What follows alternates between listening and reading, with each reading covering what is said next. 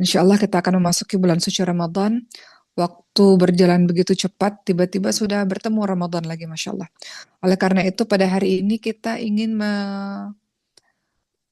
mempersiapkan apa-apa saja yang kita bisa lakukan untuk eh, berada di bulan suci Ramadan. Ibarat kalau kita datang ke medan perang supaya kita menang, kita pasti mempersiapkan banyak hal, mempersiapkan senjatanya, mempersiapkan fisik kita, mempersiapkan strateginya supaya ketika masuk ke dalam medan peperangan itu atau medan jihad itu ya, medan perjuangan itu kita akan meraih kemenangan. Tapi beda kalau orang-orangnya tidak mempersiapkan segala sesuatunya, nggak mempersiapkan senjatanya, nggak mempersiapkan fisiknya, nggak mempersiapkan strateginya, yang nggak akan meraih kemenangan. Sama juga seperti bulan suci Ramadan, kita dalam masa bulan perjuangan nanti karena kita ingin mendapatkan kemenangan. Kemenangan itu apa? Kemenangan itu adalah untuk mencapai derajat takwa. Teman-teman ketahuilah bahwa dalam menyambut bulan suci Ramadan itu ada tiga golongan manusia. Pertama, golongan kelompok yang zalim. Kita lihat kita berada dalam kelompok yang mana? Kelompok yang zalim. Siapa ini? Mereka yang sedikit sekali perhatiannya terhadap bulan suci Ramadan. Mereka menganggap kedatangan Ramadan itu ya biasa aja, sama seperti dengan bulan-bulan lainnya. Bahkan sebagian menganggap bulan suci Ramadan menyusahkan mereka. Orang-orang dalam kelompok zalim ini kadang-kadang puasa, kadang-kadang nggak puasa. Atau kadang-kadang ninggalin puasa santai aja, seperti itu. Eh, Orang-orang seperti ini adalah orang-orang yang zalim. Mengaku muslim, tapi dia sesungguhnya tidak sungguh-sungguh dengan keimanannya. Menganggap bulan Ramadan seperti bulan biasa atau bahkan menjadi beban untuknya. Kedua, ada kelompok muktasid ya, kelompok pertengahan. Siapa dia kelompok pertengahan? Sebagian besar orang kelompok pertengahan. Orang-orang yang bergembira menyambut bulan suci Ramadan. Gembira ya karena mungkin sekolahnya libur atau mungkin pulang sekolahnya jadi lebih cepat gitu ya.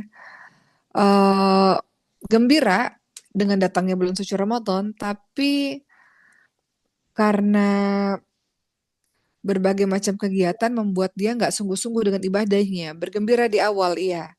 Bergembira karena adanya bulan suci Ramadan, tapi mereka lalai dalam ibadah-ibadah sunnah. Biasanya orang-orang seperti ini adalah orang-orang yang semangat-semangat di awal, namun ketika pertengahan udah mulai males untuk sholat tarawih, untuk sholat witir, untuk qabliyah ba'diyah. Semangat-semangat di awal, pertengahan males untuk menyelesaikan hafalan Qur'annya, males untuk menyelesaikan target Qur'annya. Orang-orang pertengahan ini orang-orang yang ya gembira di awal-awal, cuman ketika Ramadan ya kerjanya tidur seharian. Amalan-amalan sunnahnya tidak terlalu diperhatikan. Ini amalan sebagian besar orang seperti ini. Awal-awalnya semangat, tapi nanti ujung-ujungnya atau di pertengahannya yang biasa-biasa aja. Menjadikan puasa ya sebagai rutinitas saja. Namun orang yang terbaik ketika datangnya bulan suci Ramadan adalah orang yang sabikun bil khairat. Siapa orang yang sabikun bil khairat ini? Orang yang berprestasi. Orang yang berusaha dengan sekuat tenaga mereka untuk meninggalkan hal-hal yang haram, meninggalkan hal-hal yang makruh.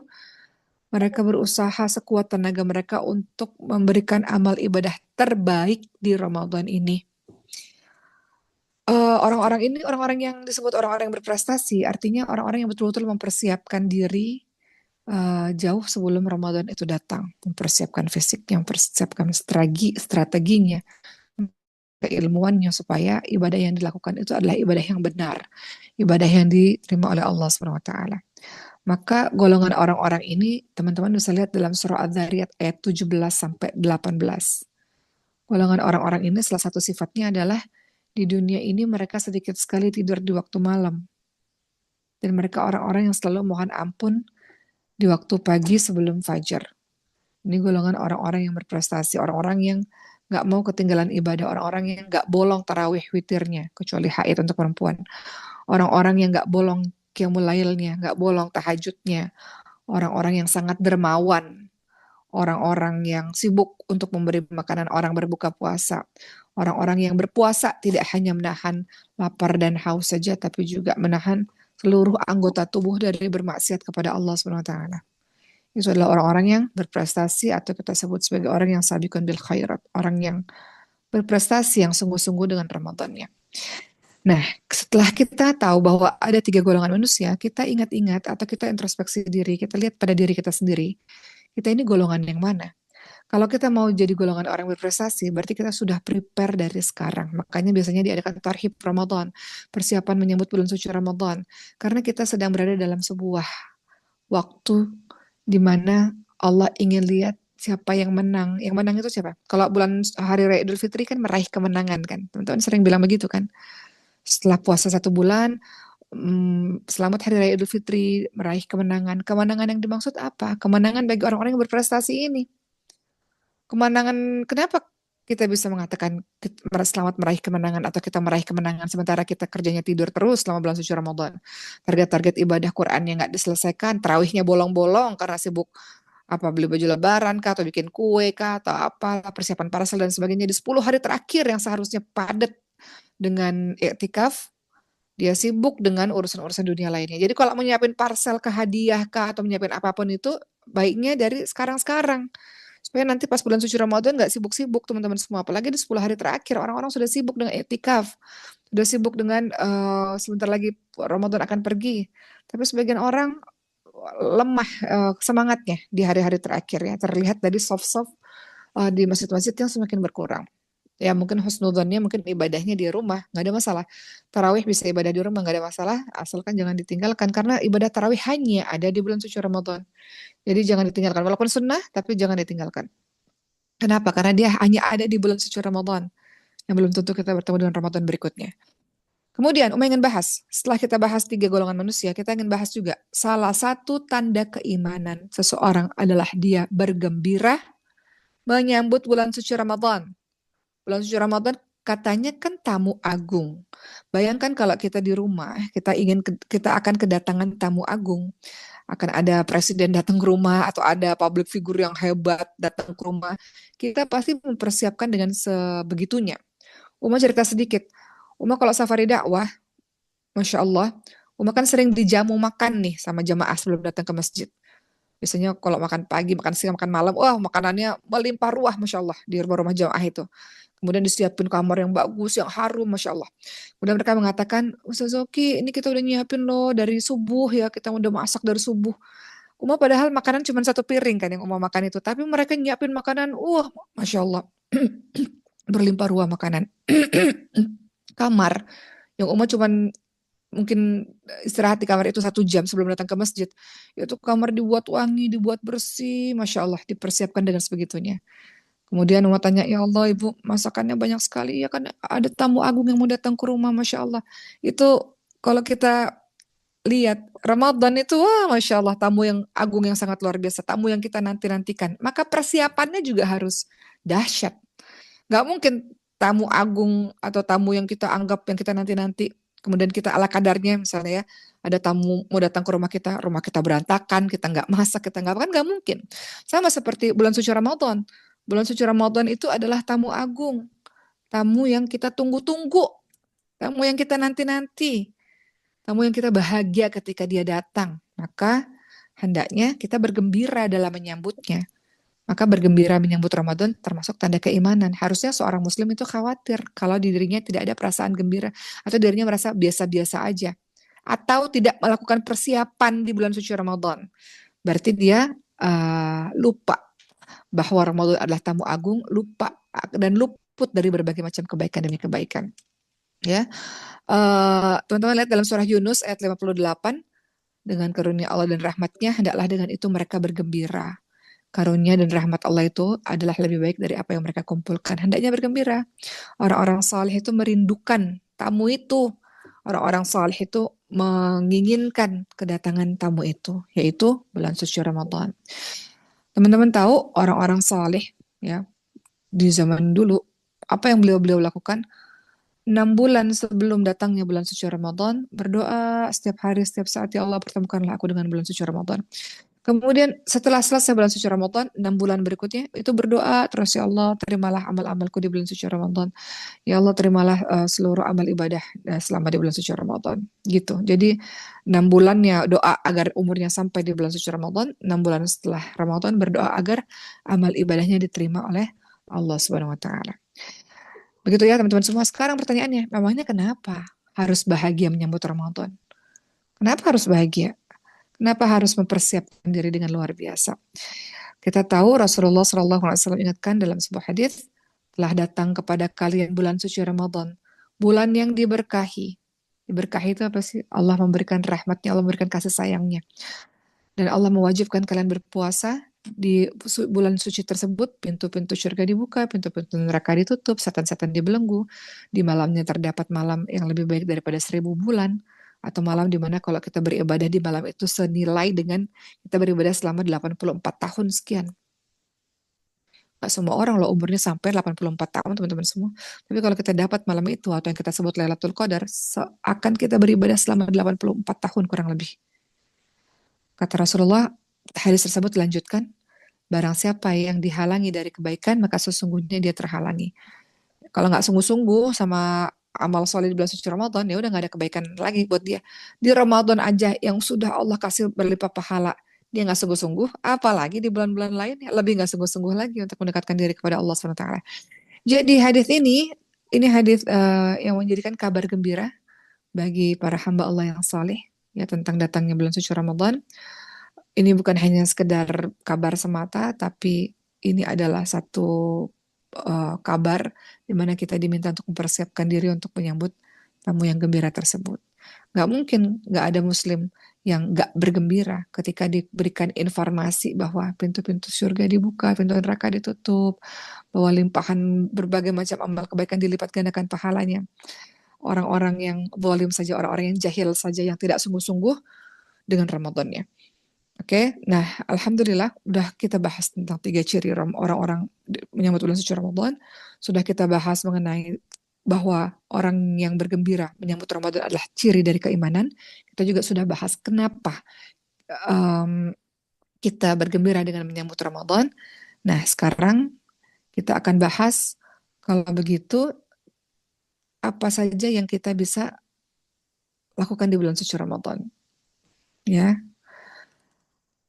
apa saja yang kita bisa lakukan untuk mempersiapkan diri dalam menyambut bulan suci Ramadan? Pertama, menuntut ilmu agama. Kalau Allah sayang pada seseorang, maka Allah akan buat dia semangat belajar agama. Allah akan buat dia paham terhadap agama. Nggak semua orang harus jadi ulama kok teman-teman semua. Tapi semua orang wajib belajar agama. Makanya seorang muslim tuh harusnya sibuk ya. Tiap hari sibuk. Karena dia belajarnya banyak. Belajar ilmu dunia, yang teman-teman sedang jalani sekarang, dan belajar ilmu agama, belum lagi Qur'annya. Makanya sibuk banget.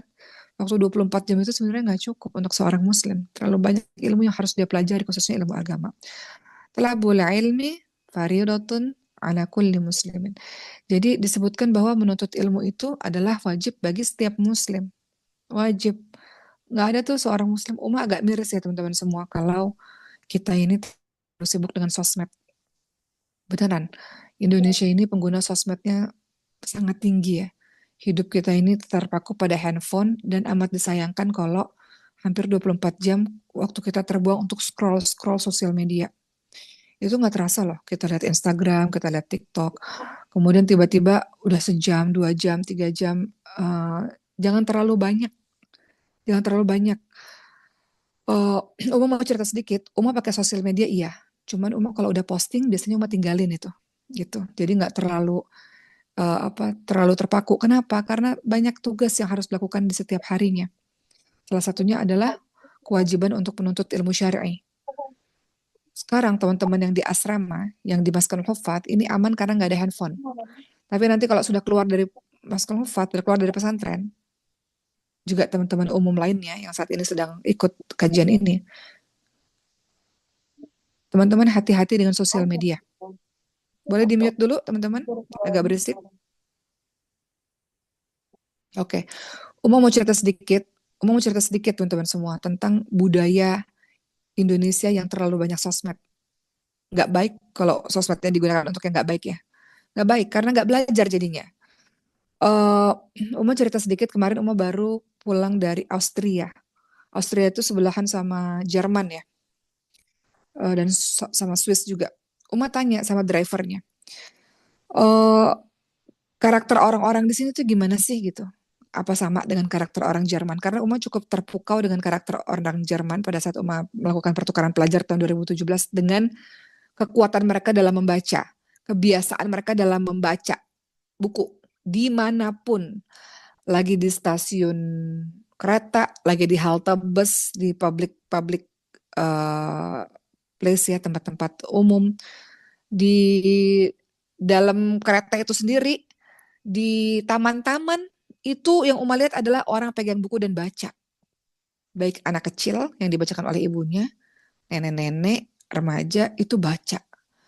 Jadi ketika Uma lihat itu, Masya Allah, ternyata kebiasaan belajar atau kebiasaan membaca, atau ntar dengar ceramah, teman-teman terserah metode belajarnya gimana, itu harusnya sudah jadi budaya bagi kita. Harusnya setiap orang tuh gelisah kalau dalam satu hari tidak ada penambahan ilmu untuknya. Seharusnya orang itu gelisah, seorang muslim itu gelisah kalau dalam satu hari nggak ada penambahan ayat Quran pada dirinya dan nggak ada murojaah, hafalan, mengulang-ulang kembali hafalan Quran pada dirinya. Harusnya dia gelisah. Kebiasaanmu selama ini gimana? Kok bisa-bisanya kamu santai-santai saja ketika satu hari tidak ada penambahan ilmu agama sama sekali, dalam satu hari tidak ada penambahan ayat Quran, dalam satu hari tidak ada murojaah. Berarti kamu hidup di lingkungan seperti apa sampai kamu menganggap itu hal yang biasa? Padahal diingatkan dalam agama kita, menuntut ilmu itu wajib bagi setiap muslim, terutama salah satunya adalah ilmu agama. Penuntut ilmu, ya, penuntut ilmu itu kewajiban yang terus-menerus dilakukan sampai diwafatkan oleh Allah Subhanahu wa taala. Itu kewajiban dari para penuntut ilmu. Uma mau cerita lagi. Sekarang Uma kuliah di Al-Azhar Mesir ya. Di Al-Azhar itu tidak melihat usia. Semua orang boleh belajar. Satu kelas. Uma ini satu kelas ya. Teman sebelah Uma tuh umurnya 17 tahun. Ada yang umurnya 50 tahun. Ada yang umurnya lebih tinggi lagi. Gak memandang usia. Semua orang dituntut atau wajib untuk belajar. Ini amanah ya, sesuatu, kita belajar dan kemudian kita sampaikan apa yang kita tahu. Ini amanah yang akan Allah nanti tanyakan di hari kiamat nanti. Jadi, teman-teman semua, termasuk salah satu persiapan untuk menyambut bulan suci Ramadan adalah menuntut ilmu agama. Fikih Ramadan misalnya, di Masjidil Fas tuh ada kan, kajian-kajian fikih Ramadan. Teman-teman baca banyak hal supaya teman-teman tahu dan teman-teman bersemangat. Kalau teman-teman tahu ilmunya, teman-teman bersemangat. Ketika teman-teman tahu, oh kata Rasulullah, barang siapa yang beriman kepada Allah dan hari akhir, kalau dia puasa, ya, kemudian dia sholat malam, dosa-dosanya akan diampuni. Jadi kalau kita tahu tentang ilmu agamanya, maka kita bersemangat. Teman-teman kenapa ngafal Quran? Karena teman-teman tahu ilmunya, teman-teman tahu, oh bahwa penghafal Quran itu bisa memberikan syafaat bagi orang-orang di hari akhir nanti. Oh bisa memberikan mahkota kemuliaan, oh bisa um, Al-Quran bisa menjadi syafaat, bisa menjadi penolong di kubur nanti. Itu kan semuanya karena teman-teman sudah belajar, jadi teman-teman punya motivasi untuk itu. Tapi kalau yang nggak belajar, mau menghafal Quran atau nggak menghafal Quran, ya sama aja bagi dia. Gitu ya teman-teman semua. Teman-teman, Umum mau ingatkan, teman-teman sekarang di sini, yang sedang bergabung di Zoom kali ini, teman-teman ini didampingi oleh sekitar 250 para penghafal Quran. Teman-teman umum nih, maksud Uma nih, teman-teman yang sekarang lagi ada di rumah-rumah. Kenapa Uma bersemangat untuk mengisi kajian ini? Karena teman-teman, di hadapan teman-teman sekarang di Zoom ini ada sekitar 250 atau 300 orang, Uma nggak tahu. Ini semua adalah para penghafal Quran. Yang mungkin sudah banyak yang selesai hafalannya, karena sebentar lagi mereka September nanti wisuda atau setengah hafalannya. Sudah setengah Quran hafalannya. Jadi teman-teman dikelilingi oleh orang-orang penghafal Quran. Masa teman-teman setiap hari Jumat, teman-teman ikut kajian ini, lalu teman-teman nggak tergerak hatinya untuk ngafalin Quran juga? Apa manfaat teman-teman ikut Katupat ini? Bukan hanya dengar ceramah umat atau dengar ceramah Ustaz Zalitia tentang perkara sehari-hari, tapi lebih daripada itu. Teman-teman dikelilingi oleh para penghafal Quran. Artinya lingkungan teman-teman ini para penghafal Quran. Artinya teman-teman diminta oleh Allah sebagai satu tanda, engkau sudah berada dalam lingkungan Quran. Walaupun engkau tinggal di rumahmu, engkau lagi kerja, engkau lagi melakukan apapun, engkau dikelilingi oleh 250 atau 300 orang penghafal Quran. Artinya apa? Artinya engkau pun menjadi salah satu orang yang termasuk dalam golongan tersebut insya Allah. Karena kata Rasulullah apa? Kalau engkau berteman dengan penjual minyak wangi, kecipratan wanginya. Engkau berteman dengan penghafal Quran, ini semuanya nih teman-teman semua. Ada nggak satu majelis yang penghafal Quran mayoritas? di sini mayoritas menghafal Quran. Jadi untuk nasihat Uma dan kita semua, eh, balik lagi bahwa salah satu persiapan untuk menuju ke bulan suci Ramadan adalah kita menuntut ilmu. Dan saat ini teman-teman berada dalam lingkungan Quran, hendaknya teman-teman bersemangat untuk terus menuntut ilmu, insya Allah. Menuntut ilmu, khususnya ilmu tentang puasa nih, fikih puasa, atau tentang keutamaan di bulan suci Ramadan. Baca, dengar ceramah, banyak penceramah kita di mana-mana, di YouTube juga banyak, supaya teman-teman bersemangat. Supaya teman-teman, kalau teman-teman berada dalam circle orang-orang soleh, teman-teman bersemangat untuk melakukan ibadah. Tapi kalau teman-teman berada dalam circle orang-orang yang cuek, teman-teman akan ikut seperti itu. Kemudian berikutnya teman-teman semua, kita tahu yang kedua yang harus teman-teman lakukan ya adalah doa. Nah, setelah menuntut ilmu syar'i, persiapan untuk menuju bulan suci Ramadan itu doa. Doa itu adalah ibadah yang kita lakukan untuk kita meminta kepada Allah agar doanya apa nih? Dikaruniakan umur panjang supaya bisa bertemu Ramadan. Jangan kepedean teman-teman semua. Sehat-sehat, banyak kok orang-orang sehat-sehat kemudian serangan jantung, kayak Ibu Mah sehat-sehat serangan jantung. Kemudian kemarin baru seminggu yang lalu Uma dapat kabar orangnya sehat, tiba-tiba anaknya bilang, Uma tolong doakan mama saya kena stroke, kata beliau. Tiba-tiba kena stroke, tiba-tiba di ICU, tiba-tiba pakai ventilator.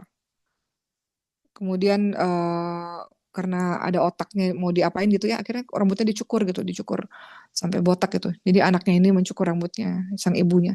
Jadi doa teman-teman semua, doa apa? Doa memohon kepada Allah agar dikaruniai umurnya sampai di bulan suci Ramadan. Atau kayak ayah Umar, Allahumma firlahu warhamhu wa'afu anhu, meninggal mendadak karena serangan jantung. Ya, nggak ketemu lagi bulan suci Ramadan. Jadi teman-teman doa, Allahumma barik lana fi Rajaban wa Sya'ban wa balikna Ramadan. Ya Allah, berkahilah kami di bulan Rajab dan Sya'ban dan sampaikanlah kami pada bulan Ramadan. Itu doa yang masyhur, yang terkenal di kalangan para orang-orang saleh. Jadi doa sungguh-sungguh minta sama Allah. Ya Allah, sampaikanlah usiaku di bulan suci Ramadan ya Allah. Dan berikutnya apalagi yang harus teman-teman doa? Setelah teman-teman berdoa agar umurnya sampai di bulan suci Ramadan, teman-teman berdoa bahwa kita termasuk golongan orang yang meraih keutamaan Ramadan. Minta sama Allah kekuatan untuk bisa melakukan amal-amal ibadah. Minta sama Allah kemudahan untuk mau bangun sholat malam. Kekuatan untuk istiqamah untuk melakukan tarawih. Kekuatan untuk bisa i'tikaf misalnya. Kekuatan untuk bisa sabar dengan Quran misalnya. Kekuatan untuk bisa bersedekah misalnya. Jadi minta sama Allah SWT kekuatan untuk bisa melakukan amal-amal di bulan suci Ramadan. Karena yang kasih kekuatan Allah. Kekuatan untuk tidak lalai, kekuatan untuk gak malas untuk melakukan amal di bulan suci Ramadan. Itu yang kedua, doa. Ya. Kemudian berikutnya yang teman-teman bisa lakukan adalah tekad yang kuat dan niat yang tulus. 3, persiapan menyambut bulan suci Ramadan, teman-teman harus punya tekad yang kuat atau azam yang kuat dan niat yang tulus. Tekad yang kuat teman-teman semua. Tekad itu Masya Allah ya, kalau teman-teman sudah punya semangat, itu melahirkan segala macam kekuatan dalam diri untuk bisa melakukan amal terbaik. Jadi tekadnya mesti kuat, azamnya mesti kuat. Kalau kita sudah punya tekad yang kuat, maka kita jadi sangat produktif di bulan suci Ramadan. Untuk tidak menyia-nyiakan sedikit pun. Jadi jangan di bulan suci Ramadan nonton drama Korea. Jangan, buang-buang waktu. Jangan bulan suci Ramadan menonton hal-hal yang gak ada faedahnya. Karena kita berkejaran dengan waktu. Waktunya cuma satu bulan. Teman-teman punya target banyak sekali untuk menghatamkan ayat suci Al-Quran misalnya. Buat dari sekarang, mau khatam berapa kali? Masa khatam 1 kali? Masa sama hari-hari biasa? Mau khatam berapa kali? Uma mau cerita supaya teman-teman bisa termotivasi. Uma waktu lagi safari dakwah, sering tanya sama jamaah. Biasanya kalau lagi ceramah itu. Ramadan ini mau khatam berapa kali? Uma tanya, ada yang sekali semuanya sekali. Ada yang 2 kali, 3 kali, rata-rata orang 3 kali. Yang banyak angkat tangannya itu memang 3 kali gitu.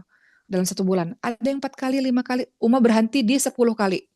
Ketika 10 kali ada yang angkat tangan.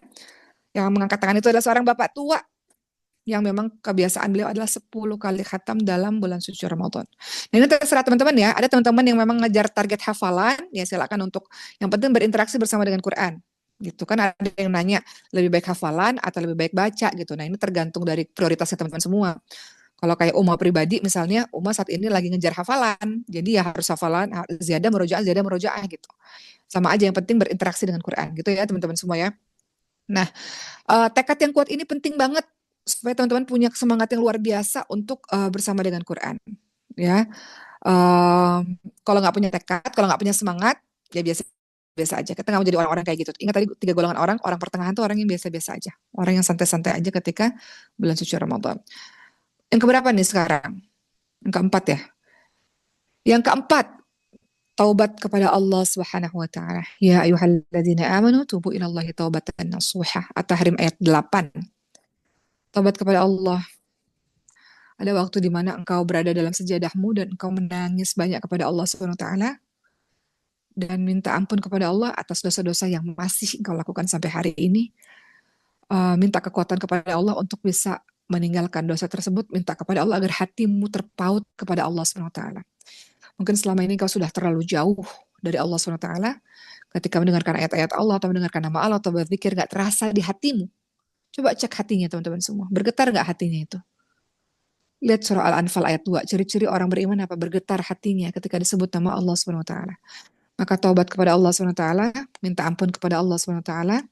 Kenapa? Dosa dan maksiat itu menghalangi seseorang dari ketaatan. Dosa dan maksiat itu bisa mengotori dan menutupi hati. Teman-teman tahu orang-orang soleh itu pada bilang begini di zaman dulu. Mereka mengatakan, saya ini terhalangi sholat malam karena dosa yang saya lakukan.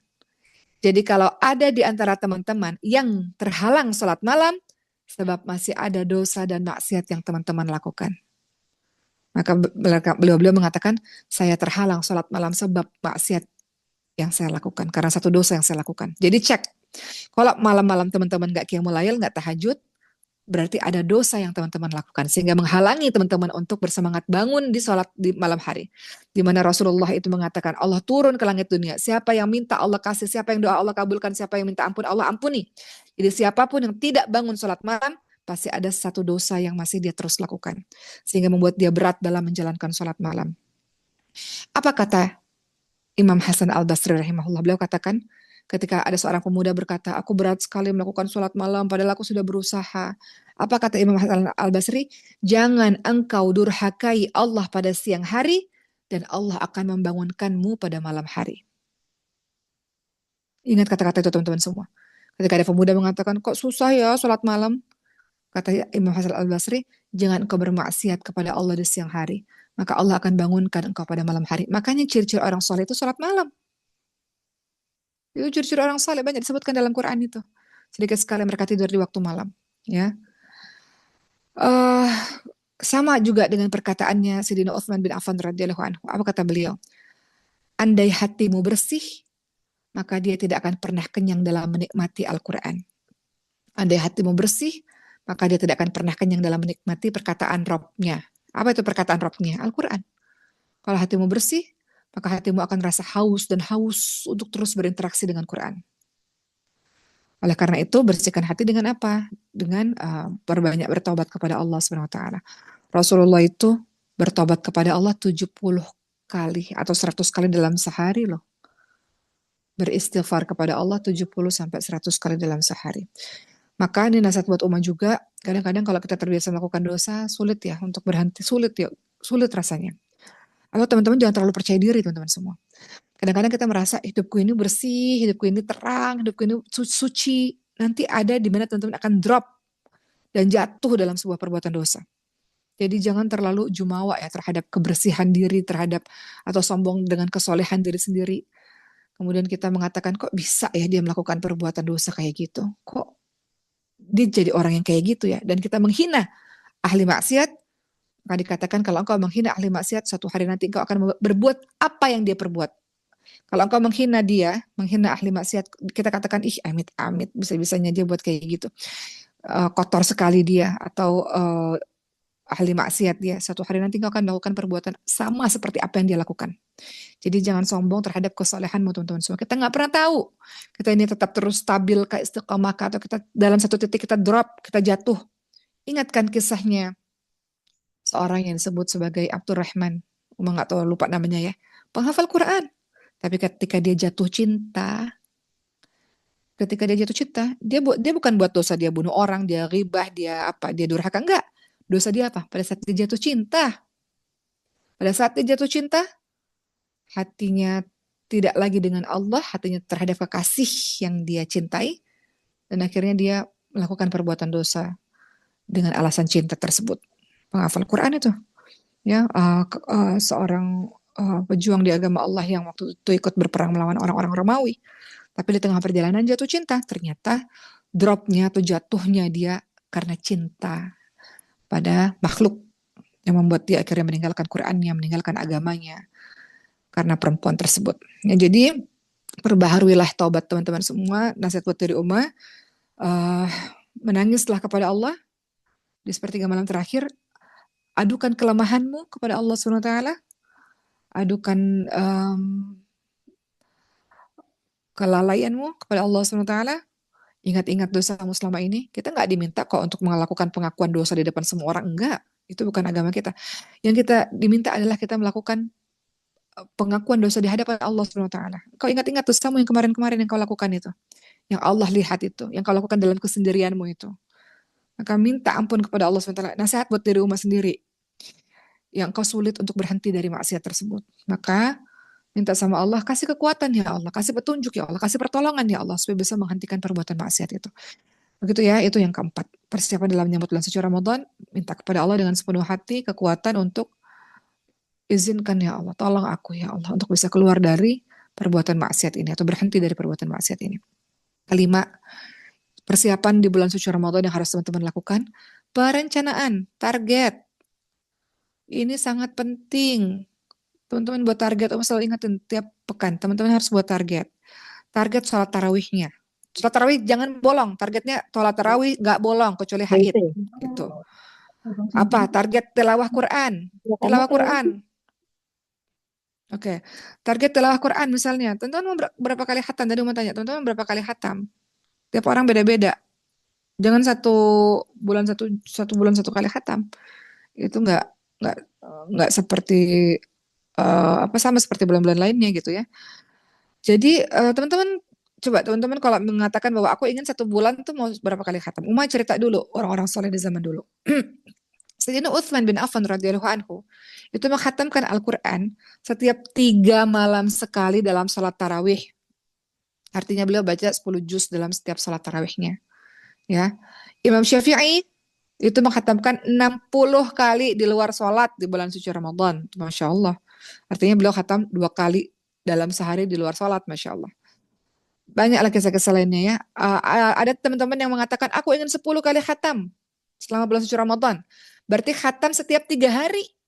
Atau 10 juz dalam sehari bacanya. Ya kan? Itu kan target. Teman-teman harus buat target dan teman-teman breakdown.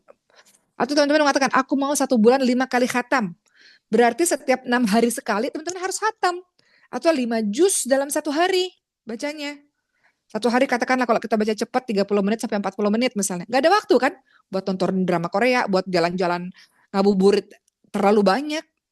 Biasanya kan kalau bulan Ramadan teman-teman sibuk apa? Ngabuburit hampir tiap hari. Hari ini buka puasa sama si A, si B, si C di restoran ini, restoran ini. Padahal itu waktu menjelang buka puasa tuh waktu yang mustajab untuk berdoa loh. Nggak apa-apa sesekali, tapi jangan tiap saat. Karena teman-teman harus baca misalnya kalau mau khatam banyak, 1 hari 5 juz. Kalau katakan 1 juz 1 jam, 5 jam teman-teman baca Quran. Misalnya gitu ya. Dan seterusnya. Terserah teman-teman semua mau berapa kali khatam. Jadi harus ada target supaya nggak bablas. Nggak kebanyakan bukber di mana-mana gitu. Karena bukber itu boleh, tapi kebanyakan ketawanya, kebanyakan ngobrol-ngobrolnya, sayang waktunya. Waktunya cuma 1 bulan teman-teman semua. Ntar dipakai di halal nanti boleh lah gitu. Jangan terlalu banyak gitu ya. Jadi buat target-target ibadahnya teman-teman semua. Target apa lagi? Target sodakohnya. Target sodakohnya. Uma pernah bilang sama teman-teman semua. Di Mesir ini orang tuh nabung setahun. Supaya di bulan suci Ramadan, itu mereka bisa ngasih makanan gratis. Jadi di Mesir ini, di jalan-jalan semua makanan gratis. Orang berlomba-lomba. Orang-orang kaya itu di rumahnya, ayo makan buka puasa, silakan ke rumah. Di jalan-jalan makanan gratis di mana-mana. Kenapa? Karena mereka buat target setahun nabung buat ngasih makanan orang di bulan suci Ramadan. Gitu. Jadi untuk teman-teman semua buat target. Target apa? Qobliyah ba'diyah nggak mau tinggal di bulan suci Ramadan. Duha nggak mau tinggal di bulan suci Ramadan misalnya. Apa tahajud? Tahajud jangan tinggal kan teman-teman bangun sahur. Pasti tahajud nggak tinggal gitu. Karena teman-teman bangun sahur gitu kan. Jadi rencanakan buat target di bulan suci Ramadan supaya teman-teman nggak santai-santai di bulan suci Ramadan. Ya, kemudian eh ya yang keberapa tadi? Dan keberapa ini? Seterusnya ya mau lupa nomor berapa? Memperbanyak amal-amal solih dari sekarang kan mau bilang kemarin. Latihan kita. Gak bisa ujuk-ujuk tiba-tiba langsung semuanya sempurna di bulan suci Ramadan. Latihan dari bulan Rajab dan bulan Sya'ban. Dan ingat bayar hutang puasanya di bulan Sya'ban ini. Yang belum bayar hutang puasa. Latihan dari sekarang yang perbanyak amal-amal soleh. Nanti sampai bulan suci Ramadan. Perbanyak amal-amal soleh. Yang wajib puasa bulan suci Ramadan. Sholat 5 waktu. Semua orang melakukan. Kita mau melakukan hal yang sunnah-sunnah. Tarawih, witir, tahajud, duha, hajat, taubat. Apalagi qobliyah, ba'diyah. Lakukan yang sunnah-sunnah. Kemudian berikutnya, persiapan menuju bulan suci Ramadan. Ingat tujuan puasa. Ya ayyuhalladzina amanu kutiba alaikumusiyam wala kutiba alal ladzina min qablikum la'allakum tattaqun ya. Begitu kan ayatnya kan? Ya, ingat tentang tujuan puasanya teman-teman semua. Apa tujuan puasa? Untuk meraih derajat takwa, ya kan? Diwajibkan untuk kamu berpuasa sebagaimana diwajibkan untuk orang-orang sebelum kamu agar kamu bertakwa. Ayat berapa itu? Al-Baqarah ayat ke-100. Kita lihat dulu sebentar ya.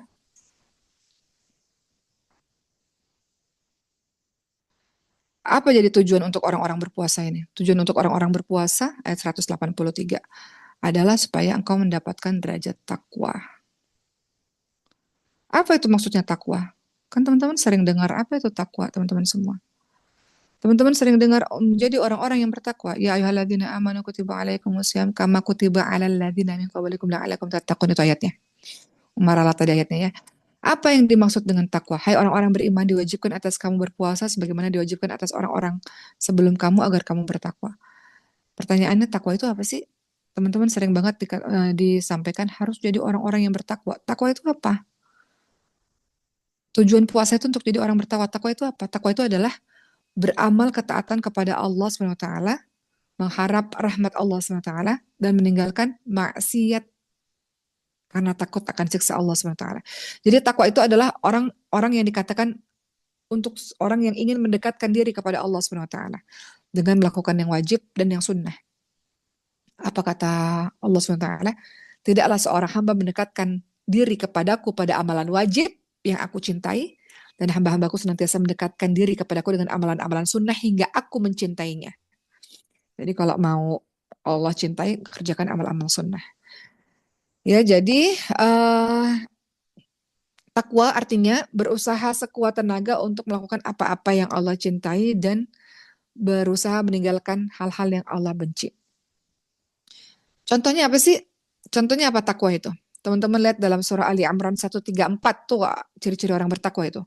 Alladzina yunfiquna fis sarra'i wad dhara'i wal kadhimina al ghaidha wal 'afina 'anil nas.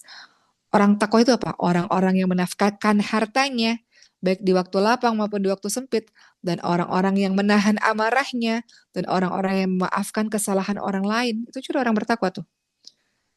Ketiga perbuatan ini ya. Berinfak dalam keadaan lapang ataupun waktu sempit. Jadi nggak ada tuh alasan aku miskin, aku nggak bisa infak, nggak bisa sedekah. Sedekah tuh nggak dilihat dengan jumlahnya kok. Bahkan dengan sebiji kurma, satu gelas air putih untuk engkau berikan kepada orang berbuka puasa itu sedekah. Jadi ciri orang bertakwa apa? Berinfak atau bersedekah dalam keadaan lapang ataupun sempit, ada uang maupun gak ada uang, kau tetap sedekah dengan cara yang kau bisa. Allah nggak lihat jumlahnya, Allah lihat keikhlasan dirimu dalam bersedekah. Kemudian ciri orang bertakwa apa? Menahan amarah. Jadi jangan mudah marah, jangan mudah reaktif, jangan mudah berkata-kata kasar, jangan mudah melampiaskan amarahmu. Ini ciri orang bertakwa itu adalah menahan marah. Ketika kita mampu melampiaskannya, tapi kita tahan. Dan juga ciri orang bertakwa adalah memaafkan kesalahan orang lain yang telah berbuat salah kepada kita. Gak mudah ini. Siapa orang yang nyakitin teman-teman semua? Ada ayah atau ibu yang nyakitin hati kita. Kemarin, beberapa bulan lalu, ada seorang ibu bercerita pada Uma begini, sambil menangis. Ujian saya besar, kata beliau. Bahwa ibu saya sekarang demensia. Demensia itu udah gak ingat lagi ya. Gak ingat apa-apa gitu. Sering kabur gitu. Demensia, ibu saya sudah tua renta dan saya menjaga ya. Saya menjaga ibu saya yang tua itu. Tapi masalahnya berat bagi saya karena saya tidak bisa memaafkan kesalahan ibu saya. Karena dari kecil beliau mendidik saya dengan sangat keras. Dan saya benci pada ibu saya. Tapi saya berjuang untuk merawatnya sekarang karena anak lain gak mau merawat, katanya begitu. Bayangin teman-teman semua, susah loh. Kalau kita ngerawat atau berbuat baik pada orang yang baik pada kita, itu biasa, ya enggak? Orang berbuat baik pada kita berbuat baik pada dia, ya biasa. Orang tua baik banget sama kita sayang sama orang tua kita, berbakti karena kita sayang sama mereka, karena mereka baik pada kita, itu biasa. Tapi orang tua yang zalim, orang tua yang jahat, lalu di akhir hidup, lalu di akhir-akhir kita berbakti padanya, itu nggak mudah loh. Sampai si ibu ini mengatakan sambil nangis, nggak mudah rasanya berbakti pada orang yang pernah nyakitin saya banget dulu waktu saya kecil gitu ya, punya masa kecil yang nggak enak gitu. Artinya apa? Orang ini pahalanya lebih dahsyat, lebih bahwa dia mampu memaafkan kesalahan orang yang berdirinya. Itu adalah mampu memaafkan siapapun itu. Ayah, ibu, kakek, adik, teman, saudara, siapapun yang nyakitin, maka ciri orang bertakwa adalah mampu untuk memaafkan kesalahan orang itu. Capek kalau kita ini marah dan capek, ininya capek, hatinya capek. Jadi kita maafin orang juga untuk diri kita sendiri supaya kita bisa berdamai dengan keadaan, supaya kita bisa lebih tenang dalam kehidupan ini. Oke. Termasuk ciri-ciri orang bertakwa itu adalah berlaku adil. Apa maksudnya? Teman-teman lihat surah Al-Maidah ayat 8. Janganlah sekali-kali kebencianmu terhadap suatu kaum, kebencianmu terhadap seseorang, kebencianmu terhadap siapapun itu mendorong kamu untuk berlaku tidak adil. Berlaku adil karena adil itu lebih dekat dengan takwa. Artinya apa? Artinya adil ketika engkau lagi marah, ketika engkau membenci seseorang, ketika engkau tak suka pada seseorang, jangan berbuat zalim kepadanya. Maksudnya itu. Jangan karena kebencianmu membuat engkau zalim kepadanya. Jadi nggak ada tuh orang-orang beriman yang jahat lisannya. Nggak ada. Di sosmed itu coba lihat. Banyak sekali orang-orang yang ngata-ngatain orang lain. Asal nyebut gitu, asbun, asal bunyi. Nggak tahu dampak dari perkataan dia bisa nyakitin orang gitu ya. Jadi jangan dolim sama orang dengan lisan kamu itu. Sebagaimana kamu nggak mau disakitin, jangan sakitin orang. Gitu ya. Kemarin Uma nggak sengaja lihat satu video. Karena kan kalau kita lagi scroll sosial media, tiba-tiba suka keluar kan. Itu ada yang Uma lihat videonya Ricis ya. Ada yang ngata-ngatain Moana gitu, anak kecil gitu. Terus kata Ricis gini, kalau kamu ngatain saya nggak apa-apa, tapi kalau ngatain anak saya jangan gitu.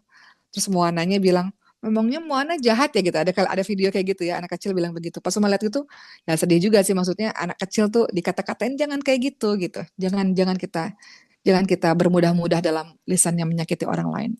nggak nggak begitu perilaku orang-orang yang bertakwa gitu ya teman-teman semua ya. Intinya kita jaga lisan kita untuk kalau nggak suka jangan jangan keluarin lisan kita ini.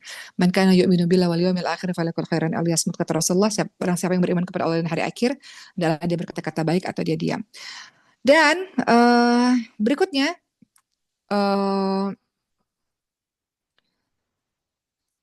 gunakan waktu dengan sebaik-baiknya. Persiapan untuk menuju bulan suci Ramadan, gunakan waktu sebaik-baiknya. Teman-teman cuma punya waktu 24 jam. Teman-teman bagi waktu.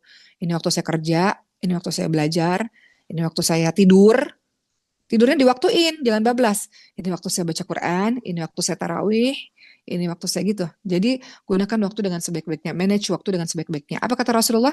Kebaikan Islam seseorang adalah meninggalkan apa-apa yang tidak ada manfaatnya baginya. Termasuk manajemen waktu. Tadi mau bilang, bukber itu hati-hati teman-teman semua. Bukber itu misalnya buka jam 6 ya, udah datang ke mall dari jam 4 tuh. Ntar bablas tuh nggak sholat tarawih di masjid misalnya. Karena kan nanti pulangnya malam lagi. Udah habis waktunya berjam-jam. Dan itu dilakukan sering. Nah itu bahaya.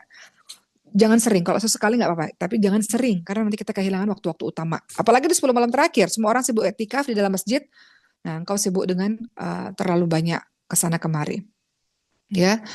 Kemudian yang terakhir, persiapan untuk menuju bulan suci Ramadan, berdoa agar amalan-amalanmu diterima oleh Allah Subhanahu wa taala. Karena ada nih orang-orang yang udah ibadah puluhan tahun ternyata nggak diterima oleh Allah Subhanahu wa taala. Kenapa? Karena nggak benar dalam tata cara pelaksanaannya, nggak benar dengan niatnya. Jadi nggak dinilai oleh Allah Subhanahu wa taala amal ibadahnya. Makanya orang-orang soleh itu takut amalannya nggak diterima, takut.